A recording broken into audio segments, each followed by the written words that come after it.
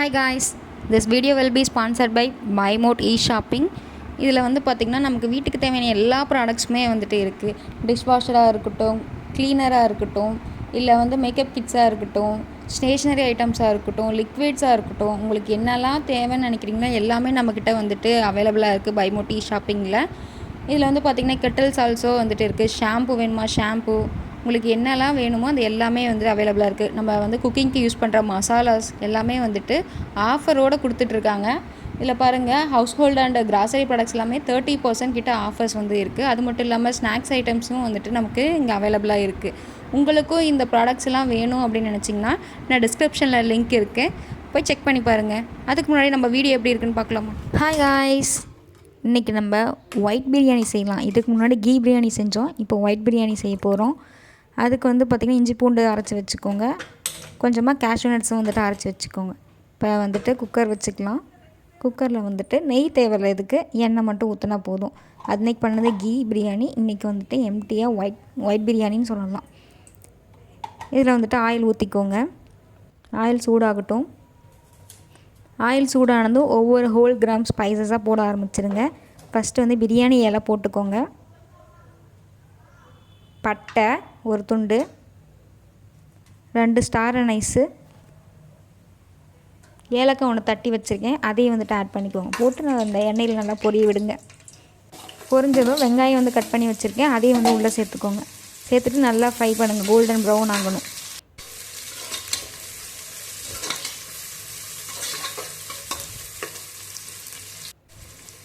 இப்போ வந்துட்டு பச்சை மிளகாயும் இதில் ஆட் பண்ணிக்கலாம், அப்போ தான் அந்த ஃப்ளேவர் அதில் கிடைக்கும், அதுக்காக இப்போ ஆட் பண்ணிக்கோங்க. நல்லா போட்டு மிக்ஸ் பண்ணுங்கள். பச்சை மிளகா, அதுக்கப்புறம் புதினா, கொத்தமல்லி அதெல்லாமே வந்துட்டு இந்த ஆயிலே வந்து போடணும். பாருங்கள், ஓரளவுக்கு வதங்கிடுச்சு. இப்போ வந்துட்டு புதினா வந்து நிறையா போட்டுக்கோங்க, பஞ்ச். அடுத்து கொத்தமல்லி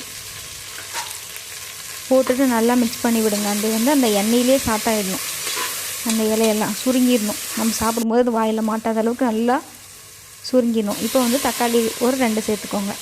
இதுக்குமே நம்ம எந்த மசாலாஸுமே போட மாட்டோம், ஆனால் இதில் சிக்கன் உள்ளே போட்டுருவோம். கீ ரைஸ்க்கு வந்துட்டு சிக்கன் உள்ளே போட மாட்டோம், இதில் சிக்கன் உள்ளே போட்டுருவோம். உப்பு ஒரு 2 ஸ்பூன் போட்டுக்கோங்க. நல்லா வேகட்டும் தக்காளி. தக்காளி வெந்துருச்சு. இப்போ நான் வந்து மேரினேட் பண்ணி வச்சுருக்கேன். என்னென்னா இஞ்சி பூண்டு பச்சை மிளகாய் போட்டு அரைச்சி தயிர் போட்டு மிக்ஸ் பண்ணி மேரினேட் பண்ணி வச்சுருக்கேன், அதையும் உள்ளே சேர்த்துக்கோங்க. சேர்த்துட்டு நல்லா கலந்து விடுங்க. அவ்வளோ, இதில் மசாலாஸ் எதுவுமே போட மாட்டோம். அந்த இஞ்சி பூண்டுலேயே வந்து பச்சை மிளகா ஒரு 4 வச்சு அரைச்சிருக்கேன். அது இல்லாமல் இப்போ பச்சை மிளகா போட்டிருக்கோம். பச்சை மிளகா செட் ஆகலைன்னா தயவுசெய்து இவ்வளோ போட வேணாம், வயிறு வலிக்கும். போட்டு க்ளோஸ் பண்ணி வச்சுருங்க. அதுலேயே சிக்கன்லேயே தண்ணி விடும், அது வரைக்கும் வெயிட் பண்ணுங்கள்.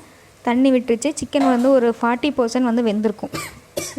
நல்லா கலந்து விடுங்க. ஸ்டார்டிங்லேயே முந்திரி வந்து அரைச்சி வச்சுருப்பேன், முந்திரி ஊற்றிக்கிட்டாலும் சரி, இல்லை தேங்காய் பால் அரைச்சி ஊற்றிக்கிட்டாலும் சரி, உங்களோட விஷ் தான். தேங்காய் இருந்தால் தேங்காய் ஊற்றிக்கோங்க, இல்லைனா முந்திரி அரைச்சி போட்டுக்கோங்க. தண்ணி வந்து அளந்து ஊற்றிக்கோங்க. இப்போ நம்ம தண்ணி எதுக்காக ஊற்றிருக்கோன்னா, அந்த முந்திரியோட ஃப்ளேவர் அந்த சிக்கனில் இறங்கணுன்றதுக்காக தண்ணி ஊற்றிருக்கேன். அதுக்கப்புறம் நீங்கள் எவ்வளோ மெஷர்மெண்ட் வேணுமோ அவ்வளோ ஊற்றிக்கோங்க. நானும் மெஷர் பண்ணி தான் ஊற்றிருக்கேன். அவ்வளோதான், தண்ணி கொதிச்சிருச்சு. இப்போ தண்ணி வந்து நம்ம தேவையான அளவு ஊற்றிக்கலாம். நான் வந்து 2 டம்ளர் அரிசி போட்டிருக்கேன், 4 டம்ளர் தண்ணி வந்து ஊற்றிப்பேன். எப்பயும் போல் நம்ம அந்த மாதிரி ஊற்றிக்கலாம். ஒவ்வொரு ரைஸுக்கும் வந்துட்டு தண்ணி சேஞ்சஸ் வந்து மாறிப்படும். போட்டுட்டு ஒரு நல்லா மிக்ஸ் பண்ணி விட்டுட்டு தட்டு போட்டு மூடி வச்சுருங்க. பாருங்கள், நல்லா கொதிச்சிருச்சு. இப்போ வந்து நம்ம அரிசி வந்து உள்ளே போட்டுக்கலாம். கொதிக்கிறதுக்கு முன்னாடி போட்டோன்னா அந்த தக்காளியெல்லாம் ஒரு மாதிரி பச்சை வாசம் அடிக்கும், அதனால் கொதிச்சதுக்கப்புறம் போட்டுக்கோங்க. அரிசி போட்டுட்டு நான் ஒரு நல்லா மிக்ஸ் பண்ணி விடுங்க.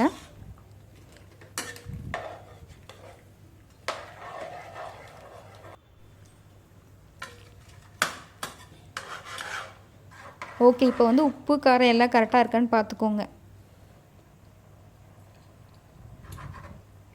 எல்லாமே கரெக்டாக இருக்குது எனக்கு.